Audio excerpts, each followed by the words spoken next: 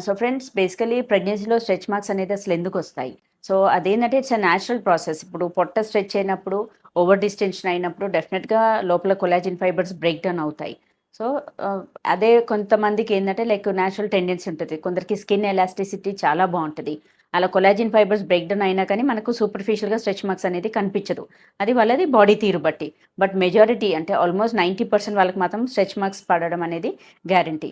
కాకపోతే కొంచెం అంటే మన సైడ్ నుంచి ఏం జాగ్రత్తలు తీసుకోవచ్చంటే first of all adequate hydration అంటాం. సో, మనం హైడ్రేషన్ బాగా మెయింటైన్ చేసి at least minimum 4-5 litres of liquids తీసుకోండి అంటాం. సెకండ్ థింగ్ ఏందంటే మనకు స్నానం చేశాక లైట్‌గా కోకోనట్ ఆయిల్ మసాజ్ అనేది చేయమంటాం. ఐదర్ మనకు కోకోనట్ ఆయిల్ అయినా వాడొచ్చు. లేదు అనంటే మనకు ఆల్మండ్ ఆయిల్ లేదంటే ఆలివ్ ఆయిల్. ఈ 3 ఆయిల్స్ లైట్‌గా అప్లై చేసి పొట్ట పైన మసాజ్ చేయండి అంటాం. సో, దానివల్ల గూడా కొంత మటుకు మనం అవాయిడ్ చేయొచ్చు.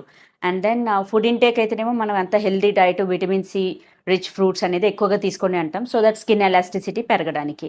అండ్ కొలాజిన్ సప్లిమెంట్స్ కూడా తీసుకోవచ్చు.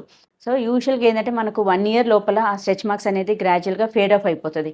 ఇనీషియల్‌గా చాలా డార్క్‌గా, వైట్‌గా, వెడల్పుగా ఉంటాయి. బట్ డెలివరీ అయిన తర్వాత ఏందంటే అవి నారో డౌన్ అయ్యి దగ్గరికి ముడుచుకుపోయి బ్రౌన్ కలర్ కాస్త రెడ్ కలర్ అవుతది. రెడ్ కలర్ కాస్త వైట్ కలర్ అంటే సిల్వరీ ప్యాచెస్ లాగా అవుతది.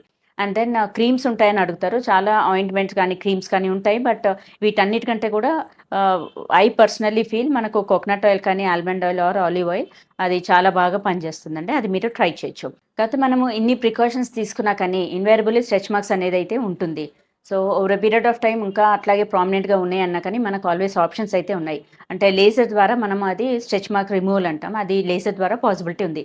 సో, మన దగ్గర ట్రీట్మెంట్స్ అన్నీ కూడా అవైలబుల్ ఉన్నాయి. డెఫినెట్‌గా you can try out of those things also like laser treatments.